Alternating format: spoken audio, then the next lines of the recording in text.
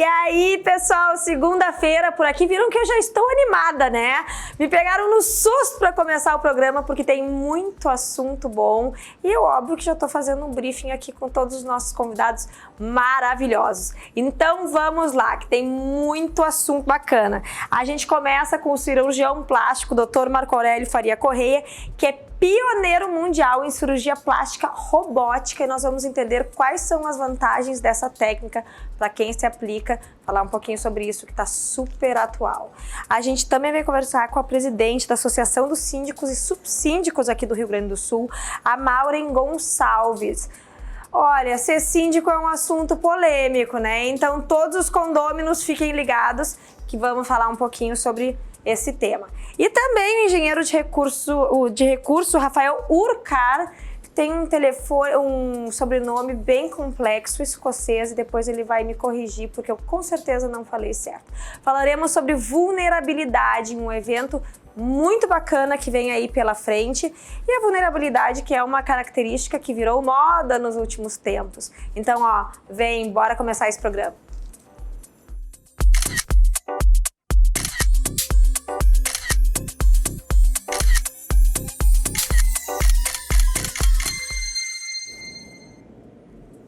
E o Tá Rolando de hoje traz aquela reunião de amigos que todo mundo ama. As Friends, Courtney Cox, Jennifer Aniston e a Lisa Kudrow se encontraram para o aniversário da Courtney esse final de semana e viralizaram nas redes sociais. É incrível como esse trio aí mexe com os corações de todo mundo que foi fã dos Friends nos anos 90 e sempre dá aquela especulação, será que voltam, será que não voltam? Eu adorava os Friends e aguardo ansiosamente para que façam aí um filme, uma reunião, mas sei não, acho que não vai rolar. Se for rolar, avisem que a gente põe no Tá Rolando bem rapidinho. Doutor, prazer te ter aqui falando sobre esse assunto super atual, né? Que é a cirurgia plástica robótica agora. O senhor que foi o pioneiro nesse tema e tá aí no Brasil para divulgar, falar das novidades, e tivemos a sorte de tê-lo aqui para o programa, né? Na verdade, eu tô dizendo aí pro pessoal que viesse só pro programa. Viria, se não me convidasse assim de primeira, viria sem dúvida para te conhecer. Que moral, que Já moral. ouvi falar tanto do teu programa aqui no Sul, é um prazer imenso estar aqui com você, sendo eu gaúcho, tendo saído pelo mundo aí, agora voltando, ser entrevistado por ti, um grande prazer para estar dividindo aqui com a tua audiência isso que é um assunto muito moderno, muito em voga, que é esse problema pós-gestacional, exatamente, né? O problema da musculatura abdominal que se distende com as gestações, não só com as gestações, com ganhar e perder peso também, mas que isso causa o que está muito famoso na internet, procura diástase dos músculos abdominais, que é um afastamento que se dá na linha média do abdômen quando o nenê cresce. E isso causa um problema não só estético, mas um problema funcional muito importante no indivíduo. Pelo menos 50% das mulheres que têm um ou mais filhos vão desenvolver um grau de diastase dos músculos abdominal que é sintomático. Sintomático, o que é o sintomático? Dor nas costas, problemas de prolapso de bexiga e de útero, problemas de micção, perda de urina, dificuldades evacuatórias, porque tudo isso afeta um sistema muscular muito importante do nosso corpo, que é chamado agora, muito popular, core muscle, o coração muscular do corpo, que é todo esse conjunto muscular do abdômen, da parte posterior das costas, e que é um esfíncter muscular que comprime, e isso afeta toda a nossa atividade fisiológica, física, levando a dor nas costas, inclusive a degeneração da nossa coluna vertebral em médio e longo prazo. Pois agora, doutor, o senhor foi falando e eu fiquei pensando como a gente tem a impressão, para quem é leigo, que o que nos mantém de pé é a coluna, né? Mas o músculo ali, ele é essencial para manter ela exatamente, firme. Estável. Tá, e aí, claro, no meu caso aqui, com essa dilatação gigantesca, aí fica... O que acontece é que o músculo foi feito para funcionar, por exemplo, daqui para cá para fazer esse movimento, não é? Se o músculo está daqui para cá, ele vai fazer um movimento errado, incompleto. Sim. O músculo do abdômen, ele é conectado na linha média, pelo que se chama de linha alba, por um tecido conectivo, mas ele vem desde o osso da coluna até aqui na frente. Então, as duas metades dessa musculatura, que é o centro muscular do nosso corpo, quando existe um espaçamento, elas não funcionam daquele jeito assim que o músculo tanquinho faz. Tu não consegue fazer tanquinho. Tenta contrair o músculo e existe um abaulamento no meio, e não um sulquinho no meio. Então, aquele abaulamento significa que a tua coluna está fazendo assim. Tua coluna está fazendo assim. E aí vai causando um alongamento dos ligamentos e uma degeneração muito precoce. E isso leva a um sofrimento diário, e isso afeta a pelo menos 36% a estatística das mulheres que têm filhos. Isso deveria ser pago pelas empresas de saúde, mas muitas vezes eles tentam escapar dizendo que é uma coisa estética, fisiológica. No fim das contas, isso gera uma série de incômodos, então, mais do que se pensava. E às vezes eles não pagam por uma cirurgia de correção de uma musculatura, mas vão ter que te pagar pela cirurgia da hérnia de disco, entende? Da coluna, da degeneração da coluna, que é muito mais complicado. Então é melhor, pode-se considerar até uma cirurgia que venha tratar um problema já existente, mas também uma cirurgia preventiva de futuras degenerações maiores que venham a ocorrer. Então está muito em voga isso, a Sociedade Americana de Hérnia, em conjunto com a Sociedade Americana de Cirurgia Plástica, fazendo cursos a respeito disso. Na Austrália já ficou determinado, eles pagam, a saúde paga pela restauração do músculo. No Brasil também se consegue isso, e isso é uma das minhas lutas há muito tempo, mas claro que tem que ter um protocolo. A pessoa tem que estar mostrando que tem dor nas costas, que está fazendo fisioterapia para tratar a dor nas costas, que já apresenta por estudos radiológicos um grau de distância entre os músculos importante, que já está aparecendo qualquer sinal ou outro de malefícios físicos. Então, teria e tem cobertura do sistema de saúde, mas tem que ter um protocolo, não é para qualquer uma que teve um filho, tá, só quer ficar mais saradinha. Encarar o biquíni já no verão. Então aí fica muito caro para o sistema de saúde cobrir tudo isso. Mas para aqueles casos que realmente apresentam uma situação física de sofrimento para a pessoa, sim, deveria ter. Mas mesmo para quem só tem a finalidade estética, funciona também, pode ser a melhor opção fazer uma cirurgia dessas robótica por ser mais pontual para os casos nos quais se aplica. Sim. Robótica, endoscópica, ou o mini abdômen, ou o abdominoplastia completa, qualquer uma delas, quando o objetivo seja reparar o músculo abdominal, seja associado com um problema de pele ou não, sim, vai trazer benefícios físicos. Agora, a cirurgia robótica ou a cirurgia minimamente invasiva é para aquelas pessoas que têm um problema muscular sem apresentar aquele excesso de pele, aquela pele estragada, caída, redundante.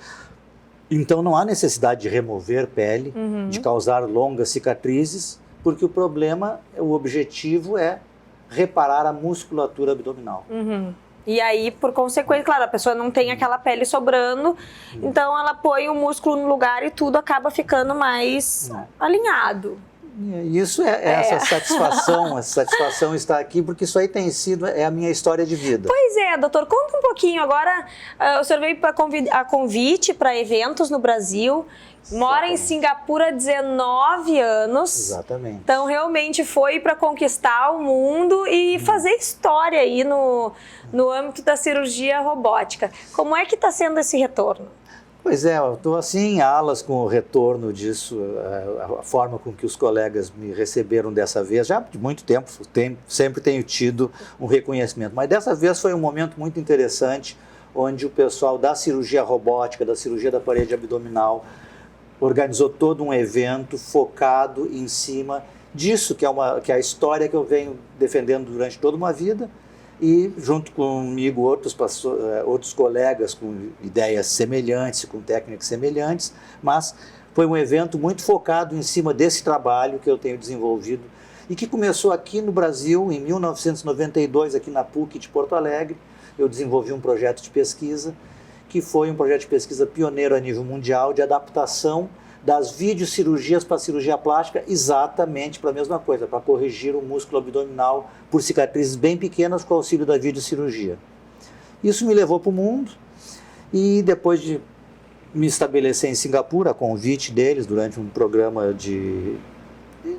chamaram Importa Talentos, para melhorar a qualidade de serviços. Exatamente, eles que são espertos e levaram. Sem falsa modéstia, foi assim que foi assim o nome do convite. E aí me estabeleci lá e trabalhando lá e vendo a evolução e lá ainda com a facilidade da robótica em outras áreas. E eu desenvolvi a robótica e, de novo, levei essa minha técnica da endoscopia para a robótica e foi novamente um pioneirismo. Foi em cima da mesa até que eu comecei a fazer com robótica. E vim a convite trazer isso de volta para o Brasil, esse histórico da endoscopia e da robótica. E em cima desse momento que é o reto abdominal, a diastase abdominal, essa questão toda de restabelecer essa musculatura, da importância dessa musculatura, que tem sido muito badalado em todas as revistas de fitness, em todos os trabalhos de ortopedia ligado à coluna, mostrando o quão importante é o core muscle, os retos abdominais e quão deletéria é a diastase dos músculos reto-abdominais. Então, diferentes métodos de correção, incluindo a robótica e a endoscópica. E nós já temos profissionais suficientes capacitados para fazer esse tipo de cirurgia nestes casos específicos que o senhor destacou? Muitos, principalmente então dá para optar, a pessoa sabendo que tem essa possibilidade de dizer, não, eu prefiro tentar, quem sabe vamos ver a robótica porque ela é menos invasiva. Sim, principalmente o pessoal da cirurgia robótica no Brasil, cirurgiões gerais da cirurgia robótica, porque a cirurgia robótica na cirurgia plástica está realmente nos primórdios. Eu iniciei isso há 4 anos e poucos atrás. Então, ali aquele vídeo, quando eu estava fazendo a primeira cirurgia, 4 anos e meio atrás, até a minha filha estava em Singapura e gravou, então vocês veem como que funciona a robótica. A gente sentado naquele console, dirige na ponta dos dedos com os joysticks, os braços do robô que estão lá posicionados no abdômen da paciente. Eu vou lá primeiro, crio as ferramentas na exata posição, identifico o que eu quero fazer, me sento confortavelmente no console e manobro por joysticks, aquelas ferramentas super delicadas, super precisas, com uma imagem 3D fantástica, magnífica, então com 10 vezes de ampliação. Então isso traz segurança e traz precisão. Veja só, sentadinho ali, tranquilo. Antigamente tinha que fazer todo curvado. E um ambiente muito mais controlado, né? Totalmente. Que coisa incrível. Isso, na verdade, a inteligência está toda com o profissional. A questão realmente é o operacional, de ser preciso e objetivo. O que o robô faz? O robô elimina o tremor, dá uma visão tridimensional mais precisa do que se estivesse ali com tudo aberto, né? As ferramentas são micro ferramentas. Por exemplo, para a cirurgia da próstata é o número 1 da robótica, porque vai lá, descasca, como eu teria trazido um filme, descasca uma uva sem ferir nada, quer dizer, tu descasca a próstata, retira o câncer da próstata e fecha sem danificar nervos. Então, as vantagens grandes da coisa, a precisão, a minúcia. E no reto abdominal, a mesma coisa, eu crio um pequeno túnel a longa distância e costuro todo o músculo abdominal por 3 incisões de 1,5, meio e meio centímetro. Se faz todo aquele trabalho com muita precisão, com muita segurança, naquelas pessoas que não têm uma sobra de pele, que não querem ter uma cicatriz e que têm uma necessidade de corrigir a musculatura. E é mais seguro também, doutor, por ter incisões bem menores? É de conhecimento público e médico que as cirurgias minimamente invasivas trazem uma série de vantagens, como menor dor, recuperação mais rápida, menores índices de infecção. Existe uma série de conceitos já bem estabelecidos assim, sobre as vantagens dessa cirurgia minimamente invasiva. Sim, porque para quem é leigo, assim, a gente olhando, claro, imagina que por não estar ali abrindo aquela superfície toda tão, né, deixando tão aberto tudo, parece que fica mais seguro. Pelo menos assim, todo o tecido é mais preservado, não fica exposto ao ar, exposto a germes, exposto a tudo, né? Fica tudo um ambiente muito mais preservado, muito mais estéril, sem dúvida. Então, na verdade, para quem está insatisfeito com algum problema, talvez até com dores, então esse seja um dos casos para a pessoa ficar atenta que não, daqui a pouco o meu problema é muscular e não um excesso de pele ou de gordura. Como a pessoa pode identificar isso, doutor? O médico pode apresentar? Como é que funciona assim, daí essa opção? Para a identificação pelo exame físico. Você mesmo, deitada, bota com os pés assim, faz um movimento de sentar e põe as suas duas mãos aqui no centro. Vai ver que tem um buraco, um gap entre os dois músculos e que vai lá no fundo, ou então quando tenta sentar, existe um abaulamento pulando para fora assim. Bota a mão e sente que tem uma distância entre os dois músculos maior do que 3 centímetros. Já é considerado uma distância que pode ser patológica. Em algumas pessoas vai causar danos físicos, em outras pessoas elas convivem bem com aquilo. Quanto maior, pior. E qual é a solução? Pode tentar por fisioterapia no momento inicial, mas a fisioterapia tem que ser muito bem orientada, aprendendo a trabalhar primeiro com a musculatura respiratória e musculatura pélvica e não com os transversos. E quanto mais você fortalecer a musculatura dos transversos abdominais numa forma errada, isso vai distender mais aquela linha média. E é o que acontece com muitas pessoas que começam a fazer a fisioterapia e só veem que piora e tem mais dor nas costas. Então, porque o tecido não se fecha com a fisioterapia, você consegue reeducar a musculatura. O ideal é a combinação da cirurgia com a fisioterapia. Porque a cirurgia corrige, a fisioterapia faz você manter. Acontece também de pessoas que corrigem cirurgicamente, mas nunca aprende a reeducar o seu músculo, continuam tendo dor porque não aprendeu a reeducar. Tem que reeducar a musculatura depois da correção do problema. Então, bom, e claro, vai passar daí por uma avaliação médica na hora de fazer, quando estiver insatisfeito, vai ali e o médico vai orientar conforme for a melhor opção. Perfeito. Muito bem. Eu gosto que eu pego várias informações aqui que vocês já viram que eu estou de olho, né? Só pensando no futuro.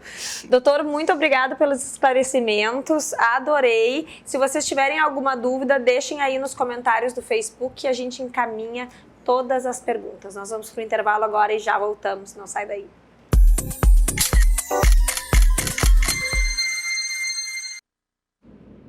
Já de volta e vocês não sabem o que aconteceu. Encontre o erro. Olha bem para mim. Aconteceu algo inusitadíssimo. Agora me botaram um microfone novo, gente. Olha que chique eu tô. Olha só. Não reparem que eu ainda estou me ambientando com ele aqui, tá? Eu vou ficar olhando um pouco pra mim ali. Até que é bem discreto, né, Maureen? Muito discreto. Se eu botar ali uma base mais clara, nem aparece. Ficou chique. Dá até pra sair cantando e dançando pelo estúdio. Maureen, que prazer de ter aqui. Da mesma forma. Vamos falar sobre o presidente da Associação dos Síndicos e Subsíndicos do Estado do Rio Grande do Sul. Pois é, o síndico, que é uma figura, eu acho o síndico ele é meio que um incompreendido, né? Porque em geral muitas pessoas hoje em dia moram em condomínios, muitas mesmo, eu nem sei qual é o percentual, e sempre sobra pro síndico, coitado. Temos hoje, aproximadamente, 14.500 condomínios, né? E a figura do síndico, como diz, o síndico é culpado de tudo. Sempre. Né? Sempre. Se o cachorro do vizinho está latindo, o síndico é culpado. Se o cachorro do vizinho fez xixi fora ou na área condominial, é culpado. Se a mulher do vizinho gritou, é culpado. Agora, hoje em dia tem muitos síndicos profissionais, né? Tem. Isso não fez com que se diminuísse um pouco também essa cobrança em cima do síndico, ou melhor, não a cobrança, porque a cobrança exatamente por ser profissional, daqui a pouco cobram mais. Mas essa birra, porque quando o síndico é vizinho, rola toda aquela situação emocional de facções dentro dos condomínios, acham que é implicância com um, preferência para outro. Na realidade, a figura do síndico profissional veio tirar um pouco aquela coisa da proximidade entre os moradores, porque o síndico morador se sentia constrangido de ter que multar ou advertir o seu vizinho, né? Então, isso melhorou bastante, porque as coisas se tornam de uma forma realmente profissional, não existe nenhuma ligação pessoal, né? Então, o síndico profissional, como é visto hoje, né, que eu digo que foi um apelido que ganhou para o síndico externo, que na realidade o síndico profissional ainda está por ser regulamentada uma profissão. Pois é, como está esse trâmite? Olha, está tramitando no Congresso, né, o projeto de lei 348 de 2018, e está bastante polarizada a coisa, né? Porque isso implica a regulamentação da profissão de síndico, que é uma das coisas que a Associação de Síndicos tem, né, dentro do seu estatuto, mas está bastante complicada a coisa, porque envolve em alteração dos artigos do Código Civil, 1347, 1348, 1349 e 1354. Então, isso não é uma coisa tão fácil, né, de se conseguir. Há quem diga que não precisa, né, eu digo as opiniões, tem uma turma dividida que diz que o síndico já tem regulamentação pelo Código Civil. Né? Realmente, a lei diz que o síndico poderá ser eleito por uma assembleia, sendo morador ou não. Isso depende também da convenção de condomínio de cada edifício, porque nem todos têm essa permissão. Né? Mas a dificuldade também que está havendo nessa regulamentação é a necessidade de ter um órgão para fiscalizar. E aí vem o Conselho Regional de Administração, que está tentando, né, pegar essa fatia. Claro, aí é onde vai ter regulamentação, tem fiscalização, onde tem fiscalização tem multa e aí tem dinheiro. Tem tudo, né? Então, está muito polêmico, talvez demore um pouco mais, né? Isso não é de agora que esse projeto de lei, já teve um projeto de lei mais antigo, esbarrou em algumas questões, porque o novo projeto, ele visa deixar o síndico morador não tendo tantas exigências para o síndico morador e sim para o síndico profissional. Sim. Né? Mas eu entendo que as obrigações e responsabilidades têm que ser de ambos. Sim, independente de ser morador ou não. Independente de ser morador. Esse é o meu entendimento, porque um síndico morador, ele pode colocar em risco toda uma comunidade, né? Um prédio, se ele não tiver conhecimento, se ele não estiver inteirado da legislação, se ele não cuidar do vencimento do PPCI, do laudo de inspeção predial. Então, são muitas responsabilidades que não tem como, né, deixar de fora. Então, assim, nós buscamos, na Assosíndicos, fazer com que todos os síndicos, e até mesmo conselheiros, moradores de condomínios, que se associem, que busquem a informação, capacitação, até para...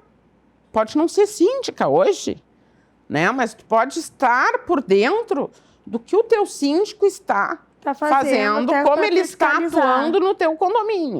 Pois é, Maureen, mas aí será que isso não tem a ver com o fato daquela figura que a gente tem antiga do síndico de ser um morador para quem tu liga, exatamente como tu falaste, para quem tu liga quando a vizinha tá ouvindo o som muito alto, que acaba se envolvendo muito em picuinha e pouco nas questões sérias, legais, enfim, burocráticas mesmo.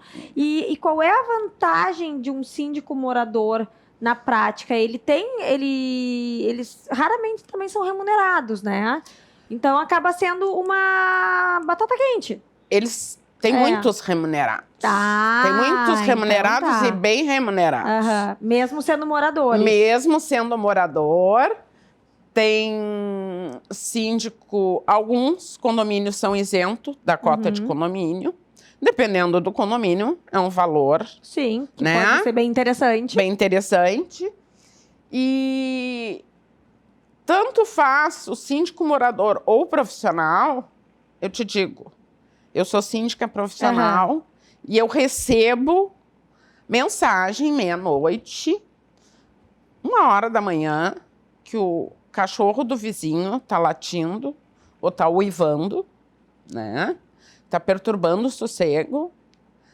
E, claro, a minha empresa atende 24 horas. Mas tem síndico que não tem essa demanda. Sim, porque atende horário comercial. Tu tem uma empresa que tem essa característica. Perfeito. Mas esse tipo de perturbação, incômodo, o síndico profissional também tem, né? Inclusive, coisa agora mesmo, um associado me ligou. Olha, eu tô com um problema seríssimo. Não sei nem como conduzir. Eu disse, o que houve? Ó, estão reclamando que o vizinho do andar de cima tá fazendo sexo na janela aos gritos. Bom, deve então, uma situação também de muitas coisas inusitada, né? E que tem gente que não sabe como agir numa situação dessa, né?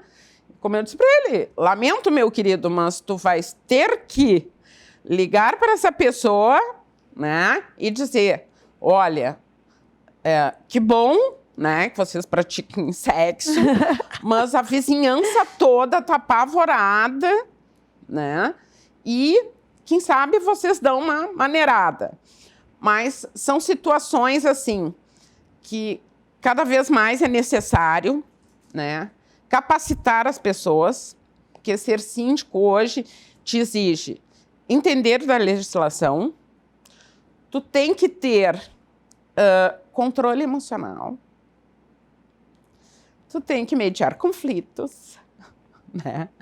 Tu tem que entender das NBRs e de toda a legislação que vem atrás, equipamentos de segurança, né? Como que tu vai conduzir um funcionário, tu vai largar desde um lava-jato, seja lá o quê, quais EPIs, vai ter que usar máscara, dependendo do local que vai lavar, pode, né, saltar alguma coisa no olho do funcionário. O controle desses materiais, porque não é só largar os materiais. Na verdade, é uma enorme de uma responsabilidade, tanto que tem a figura do síndico profissional que enfim, eu acho que fez com que se alterasse o status do síndico, né? O síndico a posição profissional dele, teve um crescimento né, nesse sentido. Cada vez mais as pessoas estão ficando receosas, né, de alguns acontecimentos, tipo queda de marquises, prédios que já caíram, né? caíram. Então, essas situações têm feito com que os próprios moradores busquem um profissional, uma pessoa que esteja à altura para atender aquelas demandas e que são sérias, né? Sim, e que tenha experiência. Acho que isso também faz com que se ganhe tempo, porque alguém que está começando, vou resolver então virar síndico no meu prédio, muitas vezes aí tu tem que correr atrás disso tudo. Agora, em querendo correr atrás, a associação então dá respaldo para essas pessoas que estão, para quem está querendo ser síndico profissional ou não? Sim. A Assosíndicos, ela foi fundada em 26 de setembro de 2016, então tem 2 anos. O grande foco é capacitar, qualificar, né, os seus associados. Temos palestras, né, gratuitas, workshops que são realizados. E agora, para somar, e assim, para fechar com chave de ouro, uma das nossas buscas incessantes, assim, qualificação, a gente fechou uma parceria com a FAMAC e foi criado o primeiro curso de pós-graduação em gestão de condomínios. Gente, é o primeiro no Rio Grande do Sul. Que loucura! E o segundo no país. Olha só! Então, isso é algo muito grandioso, que nós criamos, inclusive, uma diretoria de planejamento e estudo estratégico, justamente para buscar. Então, nós conseguimos, assim, são 3 módulos. O curso é mais ou menos 1 ano e meio, mas as pessoas podem fazer os módulos separadamente. E quem não é graduado ainda, pode fazer como extensionista, né? E fazer os cursos. E assim, a Assosíndicos criou com a FAMAC uma forma de facilitar que essas pessoas interessadas se inscrevam, porque é um curso muito completo. Não é um curso de poucas horas, né? O curso é 1 ano e meio e ele vai ser realizado, tipo, sexta-feira à noite e sábado o dia todo, com intervalo para almoço. Mas ele abrange tudo que um síndico precisa. E dá para fazer com módulos, por módulos, como tu falaste. Por módulos. Agora, Maureen, quantos prédios um síndico pode gerenciar ao mesmo tempo? Olha, isso é um pouco relativo. Depende do tamanho também.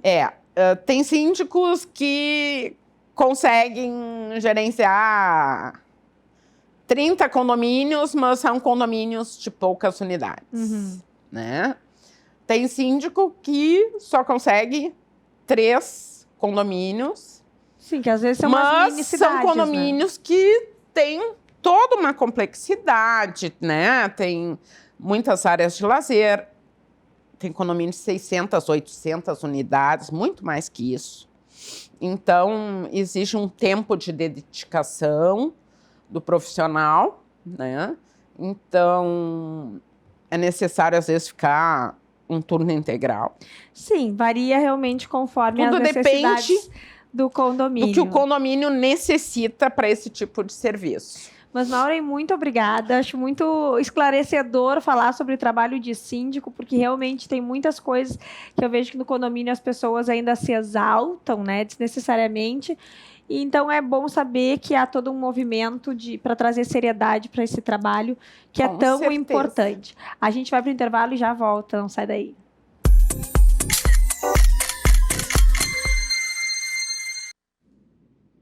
Já de volta, e agora a gente vai falar sobre vulnerabilidade. Aliás, vulnerabilidade, né, Rafael? Peraí, eu vou falar Urquhart. Ah, agora eu acertei, eu botei o U no lugar certo. Antes de falarmos sobre vulnerabilidade, vamos falar sobre esse sobrenome escocês, né?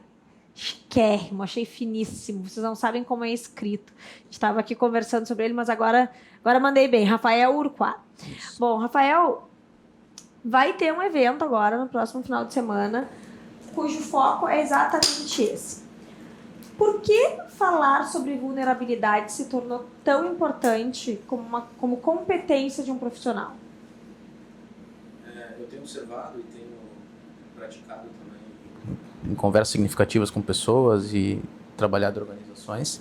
A gente tem parado de se conectar como humanos e está sempre preso do que a gente tem que ser, né? Então a gente está, eu digo a gente porque eu também várias vezes me coloco em armaduras que o mercado espera que eu reaja ou que as pessoas esperam que eu reaja dessa forma por estar numa posição ou num lugar onde a minha imagem ou a minha posição deve refletir algo. Então a gente começa a colocar armaduras sobre isso e não é permitido o erro, a gente não deve errar. É ensinado pra gente que errar não é bom, que errar é ruim. E à medida do tempo isso vai se expandindo, a gente vai se escondendo nessas armaduras e não se permitindo conectar mais com as pessoas como realmente a gente é, né? Nesse lugar mais vulnerável. E a gente tem um grupo que é o Ponto Cego, é um trabalho de 2 meses que a gente acaba fazendo com pessoas que querem se autodesenvolver e empreender através das suas potências, né? E nesse grupo a gente já vem trabalhando há um mês e meio, está no meio do programa. Olha, é hora de a gente falar com mais profundidade sobre vulnerabilidade e convidar as pessoas que querem falar sobre vulnerabilidade para trazerem junto o que conhecem, a gente se juntar todos e ver o que emerge essa conversa nesses 3 dias. Tá. E agora sim, eu tenho ouvido muito falar sobre isso, tá? E é quase que uma quebra de paradigmas, né? Porque a gente vem sempre ouvindo a importância de ser forte, ou enfim, de parecer muitas vezes em reuniões ou na nossa vida, de certa forma até agressivo, né? Se não agressivo, um agressivo ativo, mas muito convicto e tal. E de repente a gente se defronta com uma situação onde falar sobre, não, se expor e mostrar e reconhecer talvez suas fragilidades, nem que seja para si mesmo, se torna importante. Por que essa reviravolta, digamos, comportamental? Quem descreve muito isso é a Brené Brown, que tem estudado muito sobre vulnerabilidade, e recomendo o TED dela para quem quiser assistir. Essa reviravolta vem de um olhar que as pessoas, cada vez mais a gente está divergindo, está tendo pouco tempo para conversar. Então, o que eu percebo, né, é um convencimento um do outro de quem está certo, de quem está errado. E quando a gente recua um pouco e começa a ir para esse lugar de vulnerabilidade, que não é tanto conectado à fragilidade, mas sim a um olhar de, eu estou sendo eu mesmo. Se eu estou com medo, eu estou com medo de quê? E eu comunico isso ao outro que eu estou conversando, né? E se a outra pessoa percebe isso, ela entende que eu estou numa posição de, olha, ele não está sabendo realmente, ele não está disputando comigo, ele está me convidando para a gente fazer algo juntos. Então, nesse lugar, a vulnerabilidade das 2 pessoas se aproxima e a gente pode construir algo juntos, ou trabalhar em colaboração, ou fazer muito mais. E muitas vezes, principalmente em organizações e na própria escola, a gente é ensinado a competir, né? Então, a gente tem que estar à frente do outro, ou se mostrando melhor que o outro, ou competindo com o outro o tempo todo. E no momento que eu encontro a minha vulnerabilidade e ela se encontra com a vulnerabilidade do outro, algo emerge. E é o que a gente quer descobrir nesses dias, falar como é que acontece isso, como é que cada um está experimentando essa vulnerabilidade. Quando é que eu peço ajuda? Quando é que eu sei dizer que eu estou errado ou sei dizer que eu não sei? Quando é que eu me permito dizer, olha, eu não sei, sinto muito, deveria saber, mas não sei, e estou disposto a aprender, né? Não, ainda mais, Rafael, num mundo onde é tanta informação e, por óbvio, as pessoas não têm como saber tudo, tu não tem como ser, né, como ter uma excepcionalidade em tudo, a excelência. A gente não tem como ter excelência em tudo. Então, tu poder ter essa humildade de admitir algo que é quase óbvio, né? Que a gente não tem conhecimento de tudo, seria um passo em direção a melhorias, ao sucesso. É por aí? Eu vejo muito do meu lugar, né? Eu já ocupei lugares como executivo, como gerente ou como líder. E quando tu está gerenciando uma equipe, a equipe espera ou coloca em ti um dever de que tu tem que fazer aquilo daquela forma ou que tu é a pessoa que tem que saber. E toda vez que eu vivi isso e quando eu retornava para o time, olha, eu não sei como fazer, a gente vai descobrir junto. Nesse momento é uma forma de eu me colocar vulnerável e estar junto com as pessoas. E não estar distante. E quando a gente trabalha muito em lideranças, em times e organizações, quando tu percebe esse estereótipo, né, que a pessoa tem que ser o líder, agora ela está numa posição de poder, naturalmente o que vem, pelo menos num olhar mais antigo, em organizações mais hierárquicas, tem uma relação de poder, e isso distancia uma pessoa da outra.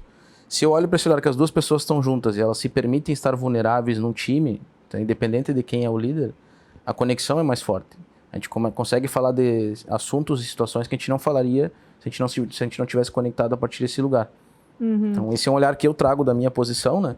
Ou do meu campo de observação, mas existem muitos estudiosos que trazem que esse olhar, quando pessoas que estão conversando conseguem se conectar a partir da vulnerabilidade, elas esquecem qualquer competição ou discussão e embate, e elas procuram se ajudar para entender como uma está e a outra está, qual a situação das duas pessoas, né? Como é que eu estou e como é que tu está também quando a gente está junto.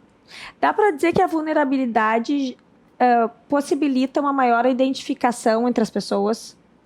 Eu diria que ela é uma ponte de conexão. Quando a gente se permite estar vulnerável, as pessoas se conectam de uma forma mais fácil. Eu não diria mais fácil, talvez mais simples, porque a gente se permite olhar um para o outro a partir do que a gente tem em comum, né? Todos nós temos medos, fraquezas, a gente vive num mundo que julga muito. Então a gente tem medo de ser julgado, a gente espera que alguém vai fazer alguma coisa diferente. É interessante porque, por exemplo, nas redes sociais a gente vê muito isso quando as pessoas falam em aqui é a vida real, quero mostrar a vida real, e naturalmente expõem suas dúvidas, seus questionamentos, as suas dificuldades, pessoas que muitas vezes tu olha e tu acha que tem uma vida perfeita, né? E aí, a partir disso, gera o que tu falaste, que é conexão.